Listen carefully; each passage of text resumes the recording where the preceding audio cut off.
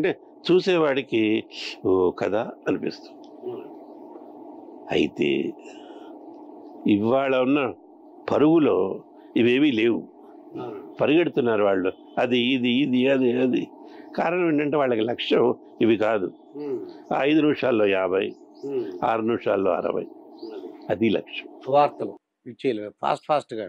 వాటి వల్ల వీటి గుణం పోతుంది. తర్వాత ఈ వార్తకి వెనకాల దుర్గాప్రసాద్ గారు ఇలా అన్నారు, రామ్ ప్రసాద్ గారు ఇలా అన్నారు. ఈ వార్త వాళ్ళ ప్రతిస్పందన ఎలా ఉంది? మళ్ళీ దాని ప్రతిస్పందన ఉపయోగం లేదు అయినా ఉంటుంది. మళ్ళీ అంటే అవి మనం తగ్గిస్తే మంచిదని. ఇక మీకు అంటే ఇంత అనుభవం ఉంది, సుమారు 40 సంవత్సరాలు ఈ ఫీల్డ్లో ఉంటున్నారు. చాలా మంది రాజకీయ నాయకులు కానీ, సినిమా యాక్టర్లు, అలాగే ప్రముఖులు, ఇండస్ట్రియలిస్టులు అందరూ కూడా మీతో పాటు ఇంటర్వ్యూ కానీ లేకపోతే మిమ్మల్ని మాట్లాడడం కానీ జరుగుతుంది. పరిచయాలు కూడా ఉంటాయి. బాగా అంటే అప్పుడు బాగా మీకు ఊహ తెలిసిన తర్వాత అంటే న్యూస్ రీడర్గా జాయిన్ అయిన తర్వాత ఏ ముఖ్యమంత్రి గారిని ఇంటర్వ్యూ తీసుకున్నారు? అందరూ. ఎన్టీ రామారావు గారు దాకా కూడా అందరూ. ఎన్టీ రామారావు గారు, అంతకుముందు అంజయ్ గారు, చెన్నారెడ్డి గారు, బ్రహ్మానంద రెడ్డి గారు వాళ్ళు లేరు. అది చాలా టీవీ రాలేదుగా. చంద్రబాబు నాయుడు గారితో 6 సంవత్సరాలకు పైగా ప్రజలతో ముఖ్యమంత్రి అని ఒక కార్యక్రమాన్ని నిర్వహించాం. అది దూరదర్శన్ చేసింది. అదేంటంటే సాయంత్రం 6:30కి మొదలయ్యి ఒక అరగంట పాటు రోజు ప్రతి సోమవారం ఆయన స్టూడియోకి వచ్చేవారు. ప్రేక్షకులు తమ సమస్యల్ని నేరుగా ముఖ్యమంత్రి గారితో ప్రస్తావించేవారు. మధ్యలో నేను సంధానకర్తగా ఉండేవాడిని. అంటే పరిచయం, సార్ ఈయన నల్లగొండ నుంచి, ఈయన రాజోల్ నుంచి మాట్లాడారు ఇలా అంటే ఆ సమస్య చెప్పేవారు. అంటే ముందే ఈ శాఖకు సంబంధించిన సమస్యలు చెప్పండి అనేవాళ్ళు. అవి చెప్పేవారు. ఆయన స్టాఫ్ ఉంటారు, వాళ్ళు నోట్ చేసుకునేవాళ్ళు. వీటిని వచ్చే వారం లోపల కొన్ని పరిష్కరించేవారు. కొన్ని పరిష్కారం అవుతాయి, కొన్ని కావు. ఎందుకంటే అది ఒక రోజులో అయ్యే పని కాదు. సార్ మా ఊరికి రోడ్డు లేదు అంటారు, 10 రోజులు వేయగలమా? దానికి డబ్బులు ఎక్కడ? అలాగే స్కూల్ లేదండి, కొన్ని శాంక్షన్స్ ఉంటాయి. అదే ప్రజలకు ఉపయోగపడి, అంతే పర్సనల్ కాకుండా ప్రజలకు ఉపయోగపడి వాళ్ళు నోట్ చేసుకోవడం వాళ్ళ జరిగేది. అయితే ఇప్పుడు సెక్యూరిటీ చూస్తే అండి, ఇప్పుడు సెక్యూరిటీ అయితే చీఫ్ మినిస్టర్ మనం వెళ్ళాలనుకోండి, మాది gate 1, gate 2, gate 3, security 1, security 2 అలా గేట్లు అన్నీ ఉంటాయండి. పర్మిషన్ తీసుకోవాలి, ఎన్ని ఉండేవి. మరి అప్పుడు ఏంటి సార్, అప్పుడు ఎలా ఉండేది పరిస్థితి? సెక్యూరిటీ కానీ ఇంత ఉండేది కాదు, కానీ ఉండేది. అంటే నాకు కలిగినటువంటి అదృష్టం ఏంటంటే, అంటే వీళ్ళతోటి టీవీలో పరిచయాలు ఉండటం వల్ల, చేయటం వల్ల ఎవరు ఆపేవారు కాదు. చూడగానే మిమ్మల్ని పంపించేవారు. వారు కూడా పెద్దగా టైం ఏం కాకుండా లోపల పిలిచి మాట్లాడేవారు. నేను వ్యక్తిగతంగా నా గురించి ఏమడుగుతాను, సార్ ఈ ప్రోగ్రామ్ అండి ఇదండి, వచ్చే వారం ఇచ్చేద్దాం. సరే. అదే మరి రాజశేఖర రెడ్డి గారితో ఏమన్నా పరిచయం ఉందండి? ఆయన వచ్చి సీఎంగా అయ్యంగానే ఇలాంటి ప్రోగ్రామే ఒకటి చేద్దామని అడిగాము ఆయన. నేను ఇలాంటిది చేయను అన్నాడు ఆయన. ఇది జాబుల్లాగా నేను చెయ్యనిది, నేను వస్తాను, పత్రికా విలేకరులందరినీ పెట్టండి, వాళ్ళు అడిగిన ప్రశ్నలకు నేను సమాధానం చెప్తాను, నువ్వు దానికి సంధానకర్తగా ఉండు. అలాగే సార్, ప్రెస్ మీట్ లాగా అది చేశారు. అంటే ఆయన దృష్టిలో ఒకటి ఉండేది, ఈ ప్రజల నుంచి వస్తున్న ఫోన్స్ అన్నీ వాళ్లే చేస్తున్నారు. ఒకటి నన్ను నేరుగా అడిగాడు ఆయన. ఇప్పుడు ఆయన ఏ స్వర్గంలో ఉన్నాడో తెలియదు కానీ, ఏం ఛాన్సరు, ఈ ఫోన్లని మీరు చేస్తున్నారా వాళ్ళే చేస్తున్నారా అంటే, సార్ ఫోన్ కాల్స్ నిజమే సార్, వాళ్ళ అందరూ చేస్తారంటే మీరు సర్దుతారండి, మీ ఉద్యోగం కదా, అట్లా మాట్లాడాడు. అలా జరిగేది. తను కూడా సమస్యల్ని నేరుగా పరిష్కరిస్తాడు, ఎక్కువగా దాన్ని జాగు చెయ్యరు. మీరు టీవీలో వార్తలు చూస్తున్నారు కదా సార్, అప్పుడు అంటే పాలిటిక్స్కి, అప్పుడు రాజకీయాలకి ఇప్పటికీ అన్నా మీరు అవగాహన ఉందా? ఏమైనా చూస్తుంటారా? అన్న అవగాహన ఉంది. మీరేం చేస్తారు అంటారు. అంటే ఇప్పుడు రాజకీయాలు 12 ఏళ్ల పిల్లాడి దగ్గర నుంచి 80 ఏళ్ల ముసలాడి దాకా అందరికీ అర్థమవుతున్నాయి. ఓకే. కానీ ఎవరు ధైర్యం చేసి ఇది ఇలా అని చెప్పే పరిస్థితి లేదు. అంటే ఎవరికి కూడా నిలకడ లేదు. ఓకే. నేను ఇవాళ ఇలా చెప్పానంటే రేపటిదాకా ఈ మాట మీద నిలబడే అవకాశం లేదు, మార్చేస్తాను, కాదని చెప్తాము. నేను అనలేదంటాడు. అన్నిటికీ మించి నన్ను ప్రజలు తప్పుగా అర్థం చేసుకున్నారంటాడు.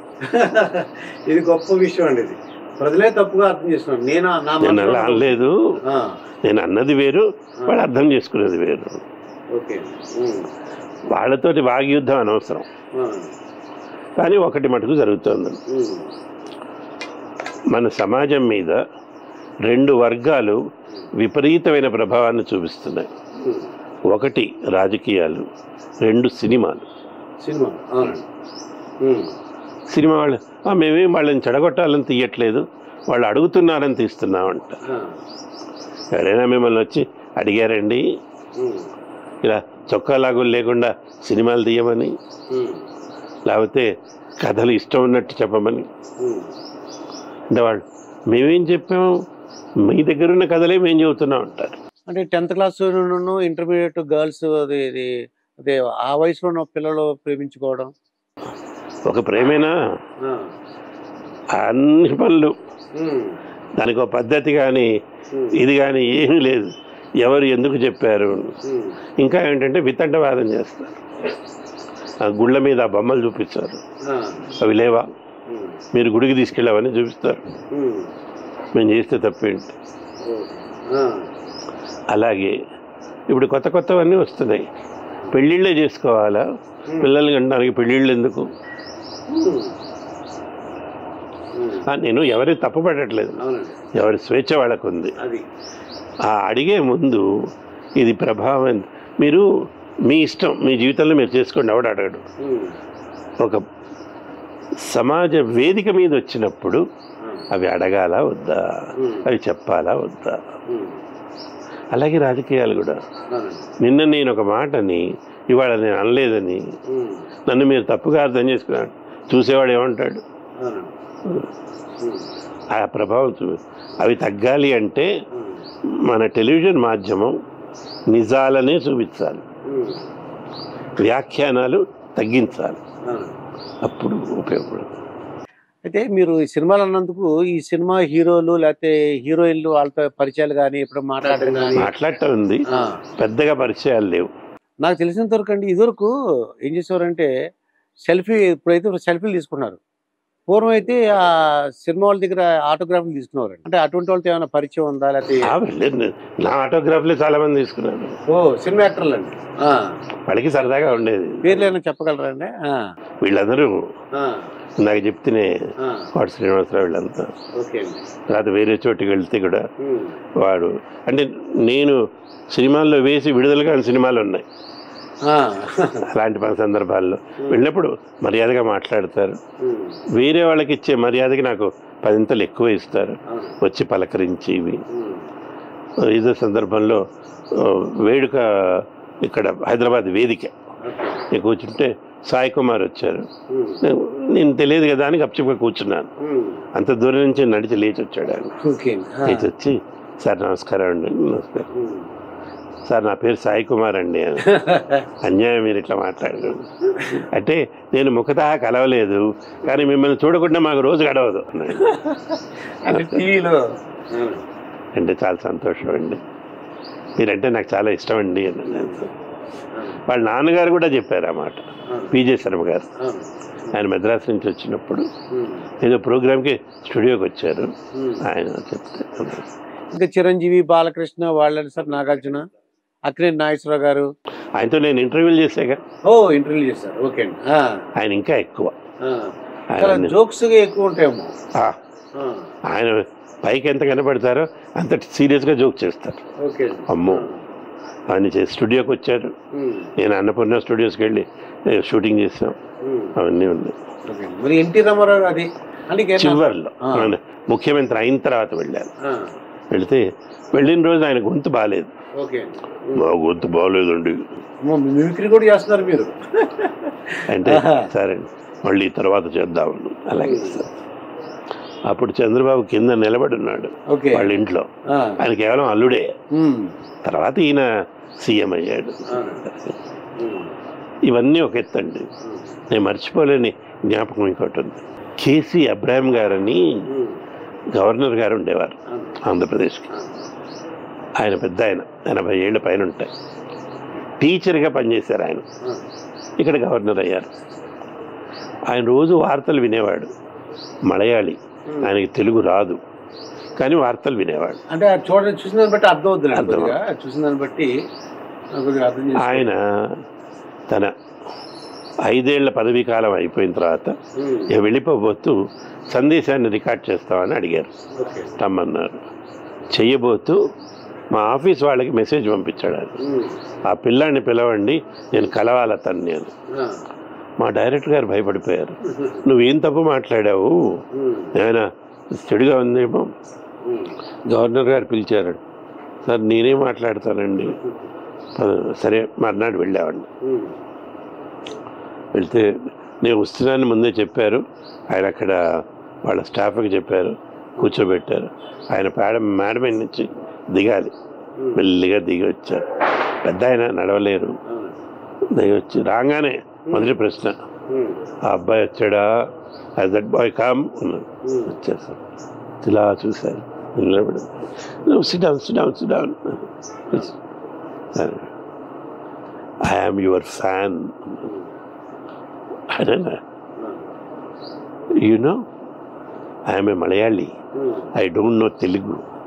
But every day I watch your news. I have learnt news because of your bulletin. I like it very much. When I go back, I still watch it. God bless you. Thank you, sir. అయితే ఇంకో మాట అన్నారండి, అది నేను మర్చిపోలేను. I'm a poor man. I cannot give you any gift. No, sir. Your blessing is the gift అన్నాడు. No, let me give you అని. ఆ పక్కన వాళ్ళ స్టాఫ్ ఉంటారు. కప్పు సాసర్ అడిగి తెప్పించి దాంట్లో నేను కాఫీ తాగానని తెలుసు వారు. పాలు పోసి పెద్ద ఆయన చక్కెర వేసి, యూ ప్లీజ్ టేక్ దిస్. నాకు కళ్ళబడి బర్ర నీళ్ళు. మా ఇంట్లో మా తాతయ్యో మా నాన్నగారు ఉండుంటే అలా ఇచ్చేవారు. ఆయన అది తీసుకున్న తర్వాత దండం పెడుతూ, I will remember even if I go back to my land, I will watch it. మీరు ఏ సంవత్సరంలో రిటైర్డ్ అయ్యారండి? ఏ సంవత్సరంలో రిటైర్ అయ్యారు? 2014. అప్పుడు ఈ జీతం ఉంటుందండి? దాదాపు 1.5 ఉండేది. 1,50,000. ఇప్పుడు పెన్షన్ కూడా వస్తుందన్న. ఇవన్నీ ఇన్కమ్ ట్యాక్స్ చెప్తారా? చెప్పండి, మీకు ఎగ్జామ్షన్ ఉంటుంది. చెప్పినా పర్లేదులేండి. అయితే ఇంకా మీకు ప్రజెంట్ కోరికలు ఏమి ఉన్నాయా సార్? కోరికలు ప్రశాంతంగా ఉండాలండి. మన గురించి ఎవరు మాట్లాడినా తిట్టకుండా ఉండాలి. ఇప్పుడు మీరు ఎక్కడి నుంచో వచ్చారు, చేద్దామని వెతికి వచ్చారు. ఇంత ప్రేమను నేను కాదనలేను. ఇలాగే ఎక్కడో ఒక ప్రస్తావన వచ్చింది, నేను వెనక్కి వెళ్ళిన తర్వాత ఏ రావులపాలెంలోనూ, రాజోల్లోనూ, అమలాపురంలోనూ, కాకినాడలోనూ కూర్చుని మాట్లాడుతున్నప్పుడు సాయంస్వరూప్ గురించి మీరు తిట్టకుండా 2 వాక్యాలు మాట్లాడు. లేదు వెళ్ళాను, ఆప్యాయంగా మాట్లాడారు. ఇంకొకసారి కలవాలి అనిపించే మనుషుల్లో ఆయన ఒకడు అంటే ఈ జన్మకి చాలు. ఎందుకంటే ఈ మాధ్యమం మొదటి నుంచి నన్ను పెంచింది, దాంతో కలిపి పెంచింది. ఇవాళ మారుతున్నాయి. ఇవాళ కూడా నేను పరిగెడతాను అంటాం న్యాయం కాదు. బట్ ఆ రోజుల్లో గుర్తు తెచ్చుకున్నప్పుడు సంతోషంగా ఉంది. ఇప్పుడున్న సోషల్ మీడియాని మీరు ఫాలో అవుతుంటారు, ఫేస్బుక్ అని, ఇన్స్టాగ్రామ్ చేస్తాను. నేనేం పార్టిసిపేట్ చేయను, పార్టిసిపేట్ చూస్తాను. అలాగే యూట్యూబ్ వీడియోస్ ఎవరు చూస్తారు? ఎందుకంటే కొంతమంది వాళ్ళు సొంతంగా చెప్తుంటారండి. నాన్ వేషన్ అని ఒక అతను ఉన్నాడండి, అతను ప్రపంచ యాత్రికుడు అని తిరుగుతుంటాడు, చూసారా లేదా మీరు? ఒకటేదో చూసినట్టు అలాగే బ్యాంకాక్ పిల్లలు ఉన్నాయి, అది సైలస్